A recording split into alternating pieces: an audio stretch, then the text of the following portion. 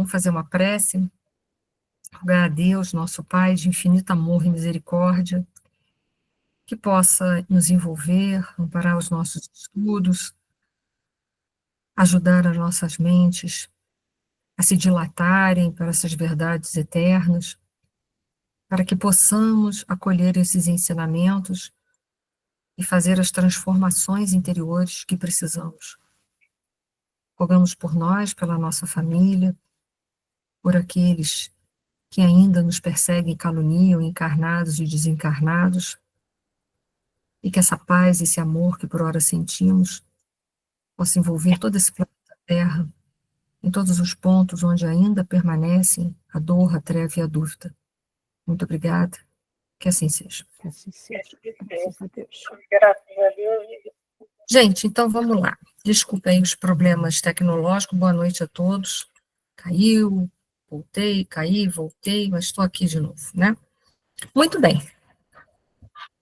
Essa noite, nós vamos, se caso der, nós vamos fazer 2 capítulos, que é o de número 21 e 22. Mas a gente não tem que correr. Se não der tempo de fazer os 2, não deu tempo de fazer os 2 e ponto final, tá bom? Conversação edificante, né? Para a gente iniciar hoje esse título do Conversação Edificante, peguei um pequeno trecho de um livro de Khalil Gibran, que eu gosto muito, que é O Profeta, onde ele vai falar sobre a conversa. E ele inicia esse texto falando assim: deixai que a voz, dentro da vossa voz, fale ao ouvido do seu ouvido, pois a sua alma guardará a verdade do vosso coração, tal qual se guarda o sabor do vinho, quando já se esqueceu a cor e já não temos a taça. É uma passagem bem interessante, essa que ele fala da conversação, da importância da gente mergulhar fundo, bem fundo na nossa alma, para que, ao falarmos, a voz que saia de dentro de nós, seja a voz que vai sair de dentro dos nossos corações, da nossa alma, com profundidade da nossa alma. Da mesma forma que vai falar ao ouvido do outro, para que possa penetrar o outro, porque aquilo que é dito do fundo do nosso coração, do fundo da nossa alma, ela vai trazer uma autenticidade, uma verdade interior, uma transparência, uma lucidez. Ela vai estar falando exatamente daquilo que somos, daquilo que podemos fazer.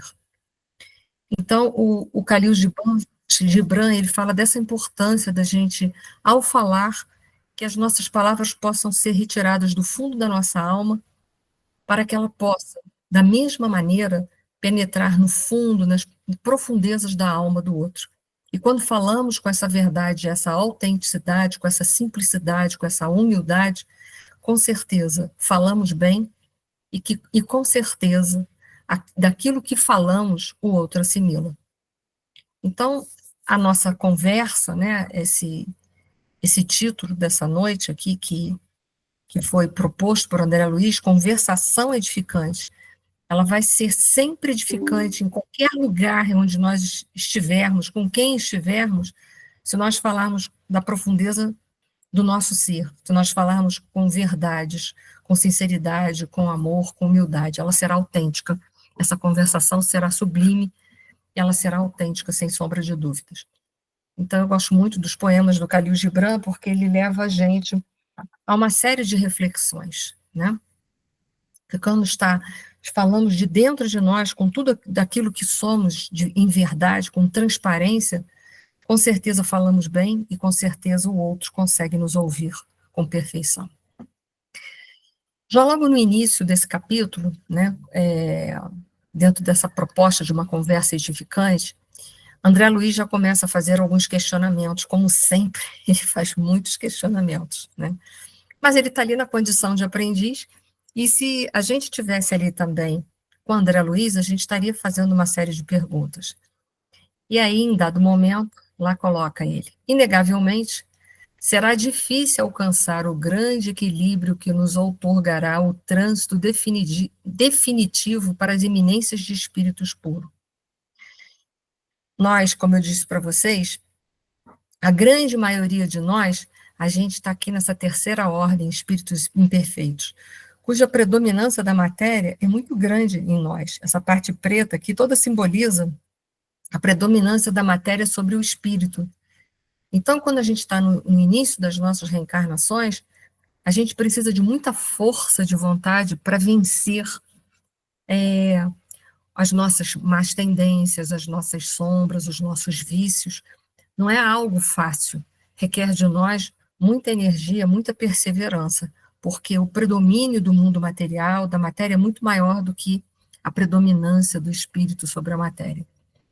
Mas conforme a gente vai conseguindo vencer a nós mesmos, que foi para isso que a gente veio aqui na Terra, a gente não veio na Terra para vencer ninguém, para ser melhor do que ninguém, para estar superior a ninguém, isso tudo é uma questão egóica, o ego que quer essa posição de superioridade, de destaque, o ego que quer destacar-se, quer ser o centro do universo. Mas à medida em que a gente vai se despojando disso, a gente vai deixando para trás esse orgulho, esse egoísmo, a gente vai alcançando a segunda ordem, que é a ordem dos bons espíritos, que representam os nossos mentores, os nossos protetores espirituais. E aí a gente vai ver, ó, que o predomínio na matéria deles, sobre, né, eles, né, predomínio, é bem pequeno, olha só, é só esse pedacinho aqui. Já há uma predominância muito mais dos valores espirituais, da vida espiritual, do que esses valores que a traço ferrugem corrompe, ou esses valores de mamão, que é os valores da vida material. E quando, então, a gente consegue, então, vencer a nós mesmos, deixar de, de ter essa necessidade de ser o centro do universo e, portanto, alimentar ainda o orgulho e o egoísmo, aí a gente alcança essa condição de espíritos puros que já não há mais nenhuma predominância da vida material sobre o espírito.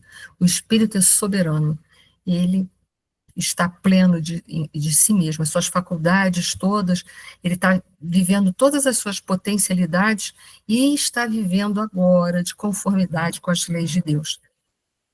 Tanto que temos notícias que esses espíritos puros, principalmente os espíritos crísticos, né, que é um desdobramento de tal, eles estão em comunhão perfeita com Deus.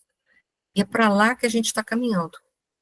A gente escolhe agora, nessa condição onde a maioria de nós se encontra, não vou dizer todos nós aqui, mas aqui, né, nessa terceira ordem aqui, a gente ainda está muito fora das leis de Deus, a gente ainda tem uma resistência muito grande de viver as leis de Deus. Aqui a matéria predomina totalmente sobre nós ainda somos orgulhosos, ainda somos a grande maioria egoístas, mas aqui esses espíritos, desculpa, voltando para a terceira parte ainda, aqui nós escolhemos uma religião para nortear o nosso processo evolutivo. Nós, por exemplo, aqui escolhemos a doutrina dos espíritos para a gente fazer essa subida na vertical, essa moralização, esse despojar-se do orgulho e do egoísmo. Então, a gente vai se utilizando da doutrina dos espíritos para se despojar e, ao mesmo tempo, cada vez mais, fazer esse religare, né? Essa comunhão com o Pai que a gente está buscando, que a gente tanto quer. Então, é claro que essa caminhada aqui, ó, a gente já teve muito mais atrás, né? Quando a gente passou pelo reino mineral, vegetal e animal, olha só a trajetória. Até alcançarmos essa condição lá, já imaginou quanto que a gente não vai ter que andar ainda? Já andou muito e ainda tem muito para andar. Porém, isso não é motivo de desânimo, sabe por quê? É tão bom a gente saber que a gente vai chegar aqui. Isso é muito bom. É uma esperança muito grande para todos nós, saber que essa dimensão de dores que todos nós vivemos, elas vão ficando cada vez mais para trás, cada vez mais para trás. Quanto mais a gente toma a iniciativa e a boa vontade de viver as leis de Deus, a gente vai se distanciando desses ciclos reencarnatórios de dor, porque na condição de espíritos puros, eles não precisam mais reencarnar. Eles podem vir até os mundos materiais, como os nossos, as nossas dimensões, mas eles vêm por missão e não por uma necessidade. Nós não, nós ainda reencarnamos por necessidade, como os espíritos bons também ainda vão reencarnar para passar muitas provações e poderem alcançar a condição deles de espíritos puros. Então, é uma longa trajetória o que o André Luiz está narrando, e é fato mesmo, né? E aí continua, né? Assim concordou o ministro Clarencio, né, com um grave entono, para que tivéssemos na crosta planetária um vaso tão aprimorado e tão belo quanto o corpo humano, a sabedoria divina despendeu milênios de séculos, usando os multiformes recursos da natureza no campo imensurável das formas, para que venhamos a possuir o sublime instrumento da mente em planos mais elevados. Não podemos esquecer que o Supremo Pai se vale do tempo infinito para aperfeiçoar e sublimar a beleza e a precisão do corpo espiritual, que nos conferirá os valores imprescindíveis à nossa adaptação à vida superior.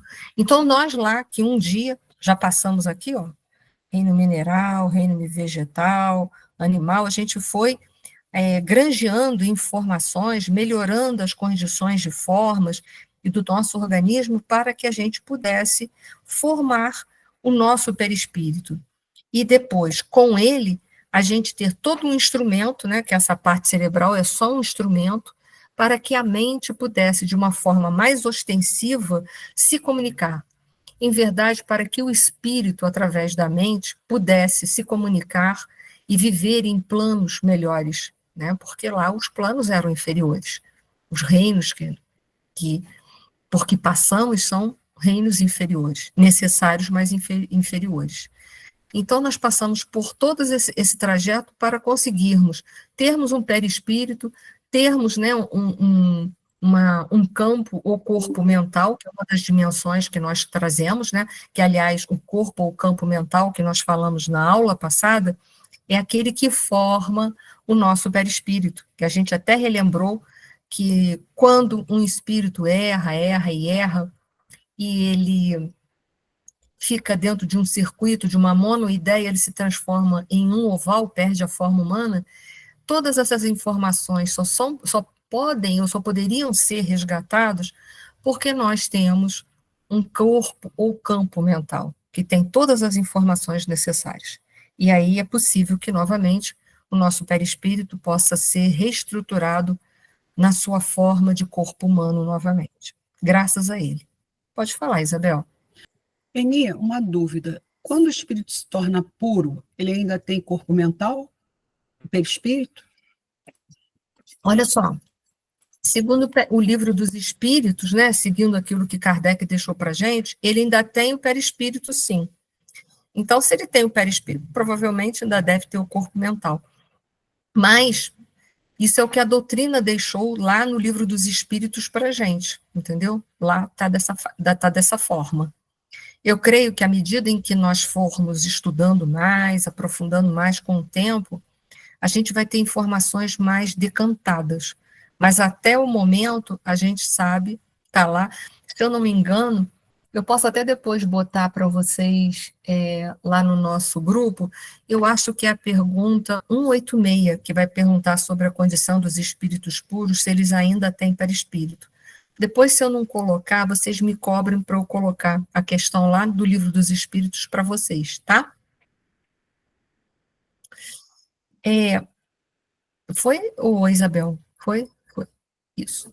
Então, esse parágrafo aí que eu destaquei do André Luiz, né, ele vai falar da evolução tanto do corpo físico como o aprimoramento do corpo espiritual, né, e através de todos esses aprimoramentos vão surgindo também os valores morais e intelectuais.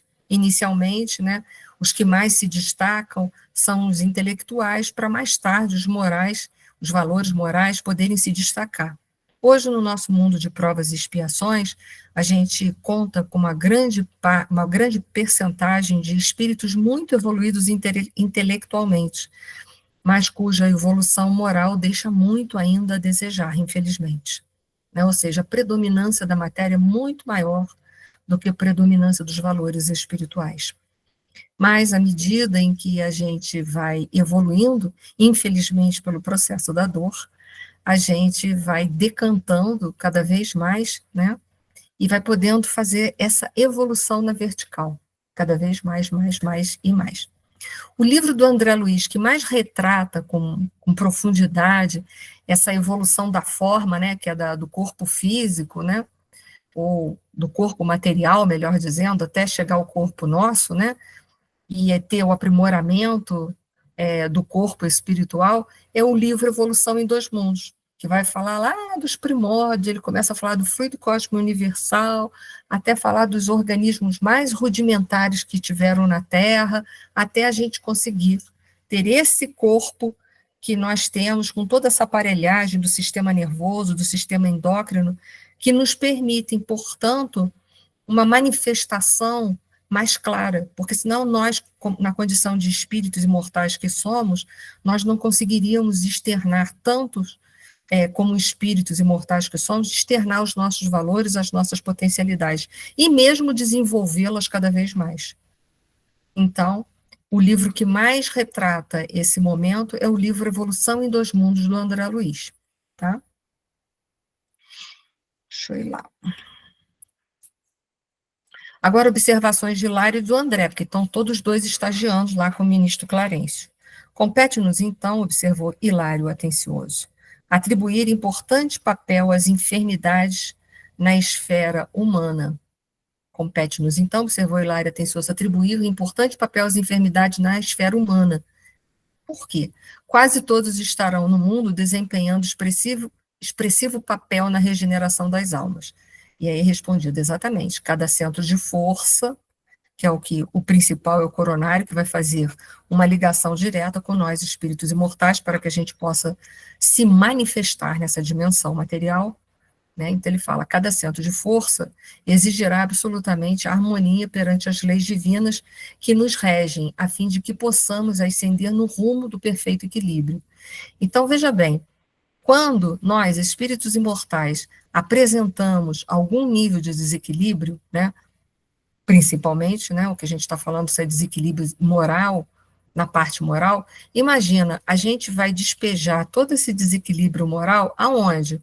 No centro coronário. Não é o coronário que vai fazer distribuição para todos os outros? Então, ele já vai começar a desarmonizar. E aí as desarmonias vão ser mais setorizadas, vamos supor. Se a minha grande desarmonia moral, ela traz uma tendência muito forte na parte da sexualidade, eu vou começar a ter esse chakra genésico bloqueado de energia, vai começar a haver um bloqueio, uma desarmonia dentro daquele chakra, ok? Se, por exemplo, eu guardo uma grande desarmonia no gástrico, ou porque eu sou uma glutona, ou porque eu tenho uma anorexia, enfim, né, já estamos falando de dois extremos, né, eu vou apresentar, né, essa desarmonia vai penetrar e ela vai vir aqui, mais nesse chakra, ela vai desarmonizar. Eu vou começar a apresentar desequilíbrios, boa noite a todos, desequilíbrios nessa região. Se é na área emotiva, pelos mais diversos tipos de problemas, o chakra que vai mais sofrer com esses desequilíbrios é o cardíaco, e assim vai. E o nosso pequeno Júlio, lembra que ele tentou a ingestão de veneno e depois o afogamento, ele promoveu um desequilíbrio muito significativo no laríngeo, tá? Então, assim, quanto menos evolução espiritual nós trazemos, mais nós vamos desequilibrar todos esses campos energéticos aqui, esses chakras energéticos, que eles é que vão fazer a distribuição de energia para os devidos órgãos, os genésicos para os órgãos femininos ou masculinos, né? O esplênico ali pelo baço, que é formador de sangue, mas é formador também de imunidade, o gástrico, todo o aparelho digestório, o cardíaco, todo o aparelho respiratório e também o aparelho circulatório, o coração em si, que é uma bomba. Então, imagina, a gente vai começar a desenvolver o quê? Enfermidades. E as enfermidades vão falar muito para a gente daquilo que a gente precisa reequilibrar. Né? Se o meu genésico está desequilibrado, existe alguma coisa em mim que precisa ser equilibrado, né? Se é o gástrico, também. Aí é importante a gente começar a entender as emoções de cada chakra. Quem sabe um dia eu falo um pouquinho sobre isso, tá? Então, Quando a enfermidade vem, que é fruto deste desequilíbrio, do desequilíbrio do espírito, que desorganiza todos os chakras e, por conseguinte, depois todo o corpo físico, né? Porque o desequilíbrio parte do espírito, o erro é do espírito, o desequilíbrio é do espírito, não é do corpo físico. O que vai acontecer? Vai vir a enfermidade, uma enfermidade de nível qualquer aí. E essa dor, esse sofrimento que essa doença vai promover em nós, vai trazer para nós o quê? Uma introspecção, é ou não é? Quando a gente está mais sofrido, a gente fica mais introspectivo, mais calado. Essa introspecção bem aproveitada, ela pode me facilitar o processo do autoconhecimento e, ao mesmo tempo, me granjear material para eu fazer o quê? A minha reforma íntima, mudar aquilo que eu detectei dentro de mim que está errado, que está em desequilíbrio. Qual é a emoção principal que está desequilibrando? Eu poderei trabalhar. Então, a dor, ela me sensibiliza porque ela me faz, ao escutar, eu mesmo me sentir, me perceber. E aí eu poderei ver qual é a emoção em mim que está em desequilíbrio para que eu possa começar a equilibrar essas emoções. Foi? Então, vou lá, vou pulando. A resposta de Clarence continua. Sim, confirmou Clarence, nossos deslizes de ordem moral estabelecem a condensação de fluidos inferiores de natureza gravitante, ou seja, ficam gravitando ao redor do chakra, no campo eletromagnético da nossa organização, né, da nossa organização perispiritual e física, compelindo-nos a natural cativeiro em derredor das vidas começantes às quais nos imantamos. Então, eu botei aqui no laríngeo, porque é para lembrar o menino Júlio, mas essas desarmonias podem estar em qualquer chakra, fica esses fluidos mais inferiores, de uma coloração menos brilhosa, mais compacta, né, mais escura, ela pode ficar em qualquer um dos chakras que a gente tem aqui, demonstrando que nesses lugares existe uma desarmonia, ok? Botei ali do laríngeo só para lembrar o menino Júlio. Imaginemos, falou Hilário, contudo, um homem puramente selvagem a situar-se em plena ignorância nos desígnios superiores, que se confia a delitos indiscriminados. Terá nos tecidos sutis da alma lesões cabíveis a um europeu supercivilizado que se entrega à indústria do crime? Então, perguntar se uma pessoa que teve muito menos conhecimento, que é o caso de um selvagem, ele vai responder no mesmo nível, no mesmo grau da gente que já conhece essas coisas todas que ele desconhece? De forma alguma. Por isso que Jesus dizia, muito será cobrado a quem muito foi dado. Então, é claro que ele vai responder pelas desorganizações, é claro que ele vai responder pelos erros que ele cometeu. Porém, ele vai responder de uma forma mais amena, com mais atenuante do que aquele que sabe uma porção de coisa que poderia ter evitado viver daquela maneira tão complicada. Ok? Isso aí a gente também já é mais revisão de conhecimentos, né? E aí a resposta de Clarencio, que vai responder essa questão do primitivo e da gente, né? No homem primitivo, o que está predominando nesse homem primitivo? É a vida instintiva, aquilo que ele trouxe de informação, de aprendizado no reino anterior, que era o reino animal. Então, ele ainda traz muito instinto, a inteligência dele ainda está pouco desenvolvida. Então, ele ainda está desenvolvendo o discernimento para poder fazer escolhas melhores até, né? Então, o que predomina nele, olha lá, é o instinto. Ó, se eu traçasse uma linha reta aqui, ó, nós teríamos mais instinto do que inteligência, mas à medida em que a gente vai se desvencilhando do instinto, olha lá, a gente vai granjeando mais a inteligência, ok? Foi? Mas vamos ler a resposta dele? O instrumento perispirítico do selvagem deve ser classificado como protoforma humana, ainda está, né, em fase de formação e de aprimoramento. Extremamente condensado pela sua integração com a matéria mais densa. Claro, ele é um perispírito muito mais denso do que uma pessoa que já tem mais evolução espiritual. Tem que ser, né? Porque ele não tem ainda a evolução moral que ele precisa. Ele está ainda desenvolvendo, botando para fora os seus potenciais intelectuais, está em desenvolvimento, Então, o que mais está predominando dele é o instinto, ele está mais para a matéria do que para a vida espiritual. Então, é claro que o perispírito dele vai ser muito mais grosseiro. Está para o organismo aprimorado dos espíritos algo enobrecidos, como um macaco antropomorfo está para o homem bem posto das cidades modernas. Ele fez uma comparação. Né? Em criaturas dessa espécie, a vida moral está começando a aparecer, e o perispírito nelas ainda se encontra enormemente pastoso, quer dizer, ele coloca que o perispírito é quase pastoso, quer dizer, quase que uma coisa material, né? Que coisa horrível. Por esse motivo, permanecerão muito tempo na escola da experiência como bloco de pedra rude sob marteladas, antes de oferecer de si mesmo a obra-prima. Despenderão séculos e séculos para se rarefazerem, quer dizer, vai depender de muitos séculos para quê? Para esse perispírito se tornar mais rarefeito, menos denso, quer dizer, ó, quanta caminhada que a gente já fez. É bom saber que a gente já fez isso, essa caminhada, não é? Deixa eu ver aqui. Sexo para se rarefazerem, usando múltiplas formas, de modo a conquistarem as qualidades superiores que, em lhes sutilizando a organização, lhes conferirão novas possibilidades de crescimento consciencial, claro. A própria reencarnação e a própria eterização do perispírito, né, já está mostrando que o crescimento consciencial dele está o quê? Está abrindo. A consciência começa a abrir. O instinto e a inteligência, por isso que eu botei ali, pouco a pouco se transformam em um conhecimento e responsabilidade. Porque quanto mais conhecimento a gente tem, mais o quê? Responsabilidade a gente tem, né? Assim, quanto menos conhecimento, menos responsabilidade. Por isso que um primitivo, ele não pode responder, vamos supor, se ele mata um homem, eu mato um homem, as respostas serão diferentes. Por quê? Ele conhece pouco, eu conheço mais da lei de Deus. Então, eu tenho que ser muito mais responsabilizada do que ele. Né?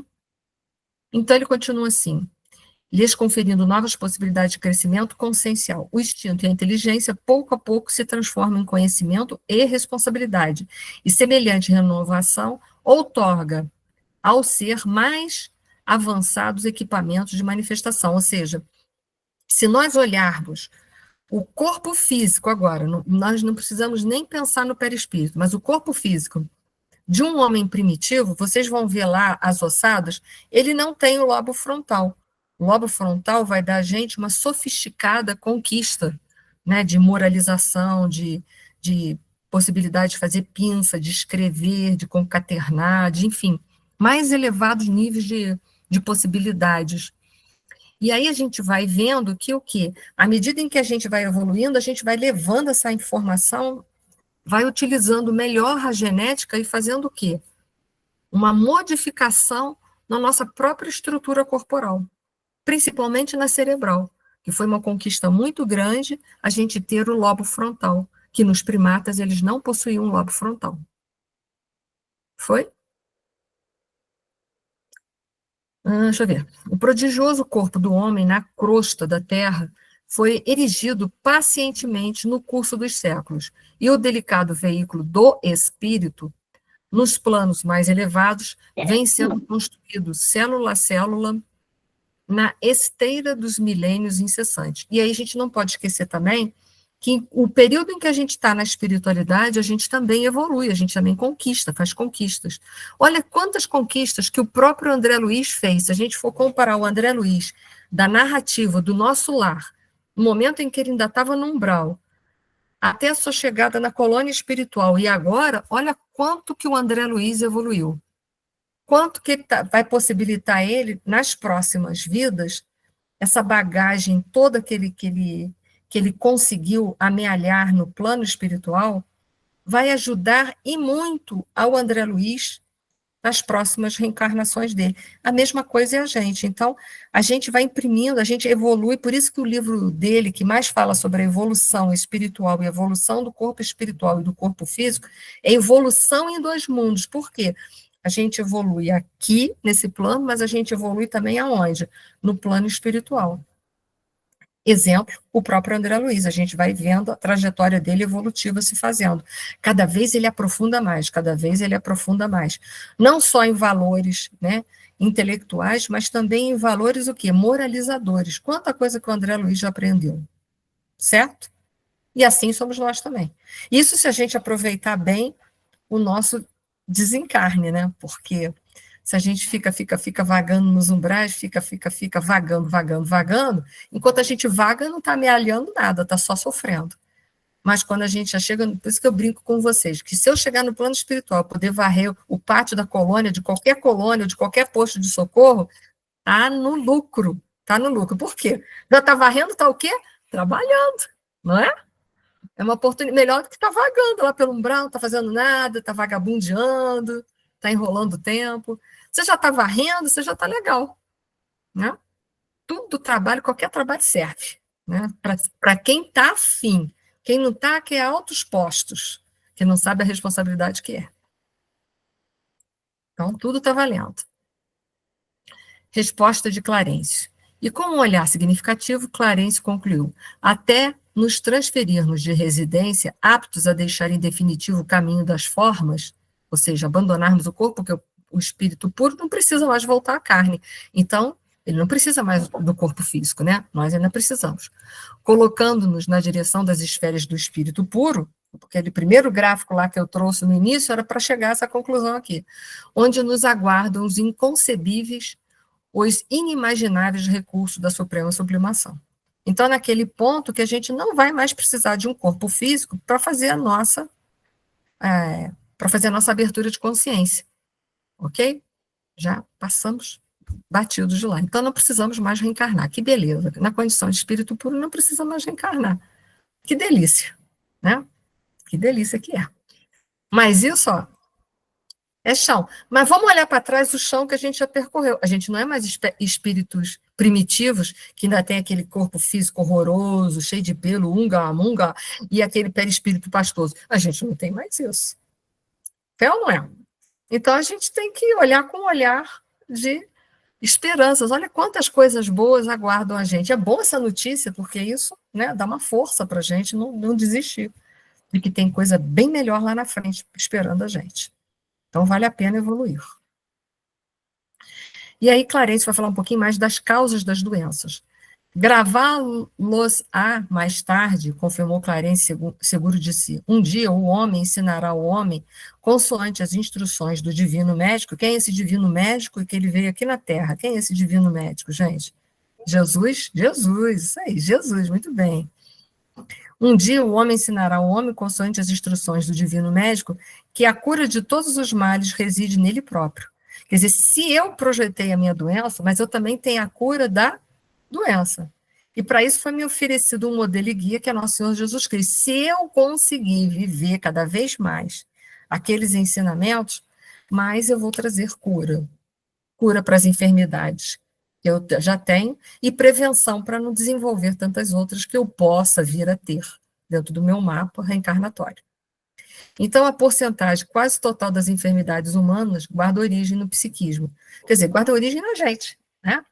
A gente está doente não é porque o corpo físico é frágil. O corpo físico é frágil porque o espírito já moldou um corpo físico frágil, porque o espírito é frágil por si só.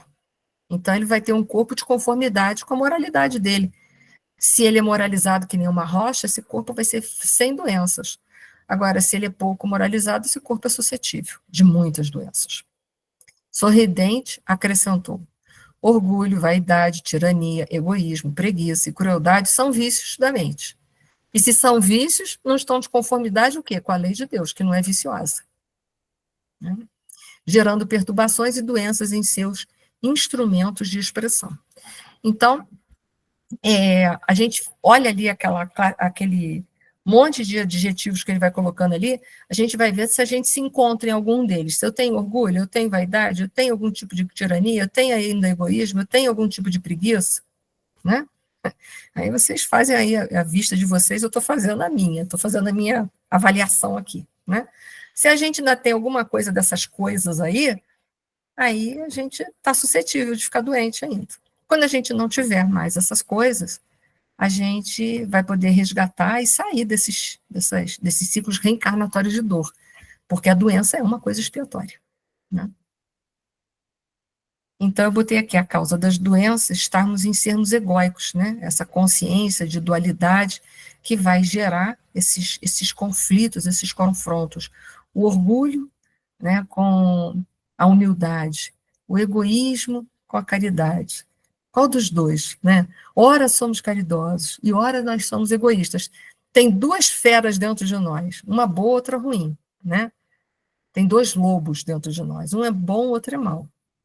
Porque a hora que a gente está no orgulho, a gente está no lobo mau. A hora que a gente está na humildade, a gente está com o lobo bem. E vocês conhecem essa história do lobo bom, do lobo mau, né? Que eu já contei aqui para vocês. Então, qual dos dois eu vou querer alimentar ele? Eu vou querer alimentar o lobo mau ou o lobo bom?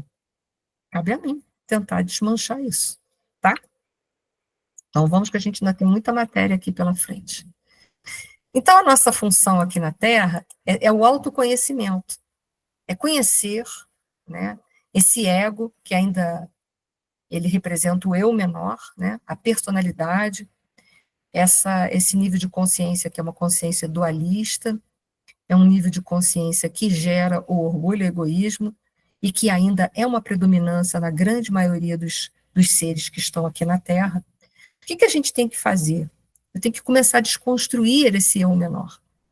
Mas é importante a gente entender que essa desconstrução do ego, que é um processo de autoconhecimento e reforma íntima, ele não trata de aniquilar o ego, não trata, ele não tem essa função, mas ele trata de botar o ego na sua própria função, que é uma função de servo, e não de soberano, de rei. Né? Ele tem que entender que ele tem que estar ao nosso serviço, e não a gente ao serviço dele. Então, ele diminuindo essa influência que ele tem na nossa vida, a gente vai conseguindo se desvencilhar do orgulho e egoísmo. Então, por isso que a gente fala dessa desconstrução do ego, que eu vou botar para vocês, eu vou dar uns passos, como a gente pode fazer, que eu acho que isso é importante para a gente, que a gente vive falando de consciência egóica, que a gente precisa, às vezes eu dou vários tipos de exemplos, mas eu acho que ainda para algumas pessoas isso ainda é uma coisa, é uma fala, não é uma fala muito comum, né? Não é uma fala tão fácil, né? Como é que eu vou limpar essa lente toda empoeirada que representa o meu ego, meu eu menor, ou eu menor, né? Já que eu quero alcançar o eu maior, né? Que é essa consciência que já está em comunhão com o Pai, que é essa consciência que já vive as suas leis, sair desse eu menor, que é a consciência que me faz andar na contramão, né? Que sou eu querendo andar na contramão, por isso essa consciência desse nível, desse tipo, e gera o orgulho e egoísmo. Como é que eu faço isso? Né? A primeira dica é esse autoconhecimento e a reforma íntima. Vamos ver os passos aqui juntos? Se não der tempo, a gente só faz esse capítulo e o outro capítulo fica para uma outra aula, pode ser? Vamos bem devagar? Vocês topam? Faz aí umas mãozinhas. Então, vamos lá. Saiu uma forma, beleza. Uma forma da gente ver, tá? Tem vários tipos de formas de ver. Beleza, então vamos lá. Vamos ver alguns passos que a gente pode dar. Primeiro passo é uma observação sem julgamento. Mas olha só, essa observação aqui não é uma observação externa, que eu vou estar olhando para o mundo, para as pessoas, ou a vida das pessoas, não. Eu vou estar olhando para mim, eu vou ser uma grande observadora da minha própria personalidade, daquilo que eu sou de verdade. Então, a primeira coisa que eu preciso fazer é identificar as minhas reações na vida de relação, principalmente.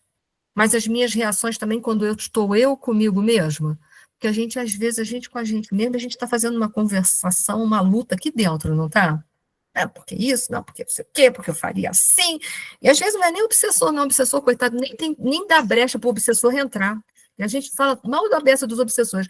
Eu vou abrir um sindicato de proteção aos obsessores, porque eu acho um absurdo que a gente fala deles, eu acho. Então, às vezes, a gente está. A Emília rindo. A gente está nessa conversa, mas o obsessor nem entra, é a gente com a gente mesmo. A gente faz a pergunta, a gente dá a resposta, a gente briga com a gente, depois a gente faz as pazes, a gente está naquela confusão mental. É perceber, está ali, perceba quando você se sente ofendido, frustrado, ou quando a necessidade de ter razão é muito forte. Né? A gente, às vezes, quer ter razão em tudo. Então, perceber a necessidade de ter razão. A gente tem muito essa necessidade de ter razão, e quando não tem, entra muito na frustração, a gente se frustra muito. Né? Pensar, e por que eu me frustro? A gente frustra porque a nossa consciência egóica é uma consciência de comparação. Então, a gente se compara com as outras pessoas. E a gente se compara com as outras pessoas, mas não quer que as outras pessoas sejam melhores do que a gente. A gente não quer isso. Por quê? Porque a gente quer ser a mesinha de centro do universo. Eu adoro isso aí. Quando eu ouvi isso aí, essa frase eu amei de paixão. Né? A gente quer o seu centro do universo, o sol. E aí, quando a gente não consegue fazer isso, o que a gente faz? A gente vai denegrir a imagem das pessoas. Para quê? Se a gente não pode subir acima delas, o que a gente faz? A gente tenta fazer o quê?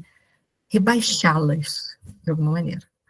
E só que nesse jogo muito sujo que a gente vive vivendo, em muitos momentos, a gente não consegue, a gente fica muito frustrado, nem sempre, né? Então, a gente precisa identificar as nossas reações na vida de relação. Reconheça o orgulho. Observe em que momento você busca aprovação, se sente superior ou tem dificuldade de pedir ajuda. Né? Então, há momentos que a gente se sente superior à vida dos outros ou às pessoas. A gente fala assim, mas olha só, se eu estivesse no lugar dos outros, daquela pessoa ali, eu não faria isso. Nossa, isso aí é maior deixa de que você está se sentindo o quê? Muita vontade para se sentir superior, né? Mas entenda, se você estivesse ali no lugar daquela pessoa, com o nível de consciência daquela pessoa, você faria exatamente igualzinho aquela pessoa. Então é fácil a gente falar isso, né? Então, se a gente precisa o tempo todo de aprovação das pessoas, precisa que todo mundo concorde com a gente o tempo todo. Imagina, a gente não podia ser Jesus, né? Porque a maioria das pessoas não concordava em nada com Jesus. A gente já ia ficar ofendido egoicamente, já ia virar a mesa, gritar, bater o pé e falar para Deus assim, ó, chega, quero ir embora, para o mundo que eu quero descer. Né? A gente ia fazer isso. Então, é o momento que a gente tem dificuldade de pedir ajuda, se a gente fica com dedos para pedir ajuda. Né? Note o quanto nós somos egoístas. Né? Veja se a gente consegue se colocar as nossas as necessidades dos outros acima, né, das nossas. Eu consigo? Ou as minhas estão sempre acima das necessidades dos outros?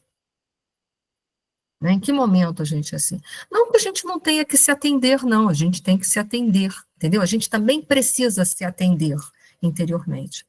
Mas é aquela pessoa que só pensa em se atender, mas ela nunca pensa em também atender as outras pessoas. Então, tem gente que se a gente chegar e falar assim, nossa, mas hoje eu cheguei cansada, com mal-estar, uma dor de cabeça. Mas você nem imagina, a minha dor de cabeça, aí outra pessoa, a minha dor de cabeça é lacinante, você não imagina a dor de coluna, a dor não sei aonde, não sei o quê, tarará. É uma competição, e às vezes a gente faz essa competição, né? Por quê? Porque as nossas necessidades têm que estar acima das necessidades do geral. Não que a gente também não possa reclamar, entenda isso. Mas é entender que a minha dor é ruim, ela dói em mim, mas a dor do outro é ruim porque dói nele. É ruim, todas as duas dores precisam de quê? De atendimento, né? É ter um equilíbrio, uma balança. Não é a gente pender mais a balança para um lado que o outro. Segundo passo, se a gente já passou pelo julgamento, o segundo passo é a humildade, é um antídoto mais eficaz com o ego. Você admite os seus erros, né? A gente assume que errou. Quem aqui já precisou assumir os erros publicamente? Levante o dedo. Né? É dureza, né? A primeira vez que faz é a morte, né? Mas depois a gente tira mais de letra. Admitir os erros. Para uma outra pessoa já é difícil. Em público, então, admitir mesmo que fez uma lenha danada que não devia ter feito de jeito nenhum. Fez uma burrada daquelas bem grandes mesmo. Aquilo que te deixa constrangido, mas você tem que falar. Porque é necessário para que a coisa se corrija. Então, o segundo passo é você admitir os seus erros. Tem gente que está acima do bem e do mal, não sei se vocês conhecem gente assim, que nunca erra, está acima do bem e do mal. Né? Eu já conheci gente assim, eu fico pensando, meu Deus, também um dia eu chego lá, né? A gente consegue pedir desculpas? A gente consegue aceitar que magoou as outras pessoas e pedir desculpas de forma genuína? O que é desculpa de forma genuína? Tentar não fazer mais aquilo daquela forma, de verdade. Ter certeza de que fez uma magoa de verdade, né? essa posição de humildade também, ouça mais e fale menos. Eu consigo ouvir mais as pessoas e falar menos?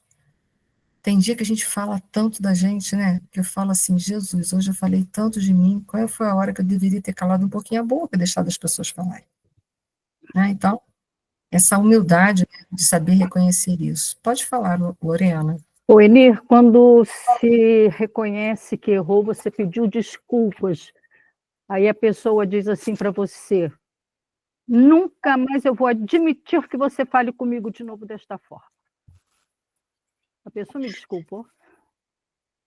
Isso não é importante, né? Porque a gente pensa que pedir desculpa, a gente tem que ter o aval das outras pessoas. Mas olha só, pedir desculpas é a gente ter um reconhecimento de que cometeu um erro e magoou. E se a gente está muito disposto interiormente a mudar, tanto faz se o outro vai me dar desculpa ou não, se ele vai me perdoar ou não, isso não é importante. É isso que a gente tem que se desvencilhar, isso é uma outra coisa egóica, se desvencilha dessa expectativa, sabe por quê? A gente levou um tempo, às vezes, para reconhecer que cometeu um erro e que magoou. A gente, às vezes, leva um bom tempo para reconhecer isso. O outro também tem que ter o tempo que ele precisar para ele também reconhecer de que ele também, sabe, ele precisa te liberar disso. Por quê? Porque ele também comete erros e também magoa os outros. Então, ele pode muito bem te libertar disso daí, te desculpar, digamos assim, para a gente entender. Né? Okay. Então, a gente, assim como a gente precisa. Isso aí, Rosane. O importante é a gente se perdoar daquilo ali. Ah, eu magoei muito a pessoa. Muito obrigada, Rosane. Magoei muito uma pessoa. Tá, mas eu tenho que me perdoar também. Eu fiz isso, eu não estava num bom dia. Tá bom, não justifica, mas eu também não estava numa fase boa. Isso não justifica, mas eu digo assim, eu entendo que eu sou falha, tem dia que eu estou mais vulnerável e vou procurar ficar mais atenta para não fazer isso. Isso é um processo de auto-perdão. Já imaginou se Paulo de Tarso, ele não tivesse se perdoado? Ele nunca teria seguido Cristo, porque ele ia ficar assim, eu não sou digno de falar de Jesus.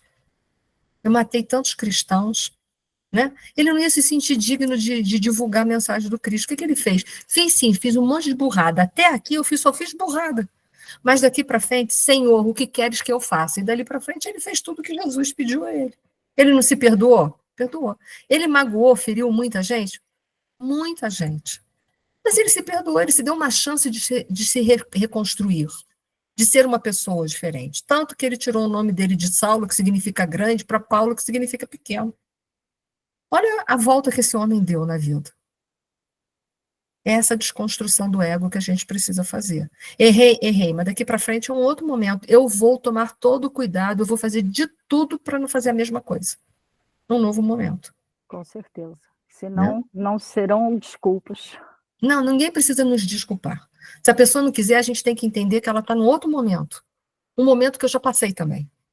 E que a gente tem que dar um tempo para ela se situar. Tá certo. Obrigada, Enir. Nada, ué. Vamos lá.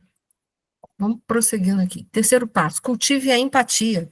Essa capacidade de tentar entender um pouco o outro. Porque a gente só vai entender um pouquinho o lugar do outro. Só um pouquinho. A gente não está ali vestindo aquela roupa, né? A gente está dentro do corpo daquela pessoa, está dentro da situação, do contexto emocional, social, econômico dela? Não está. É muito fácil falar quando a gente está apartado de tudo isso. É muito fácil falar de vida de comunidade, dizer que as pessoas são assim, são assadas, mas vai lá ser da comunidade para você ver só.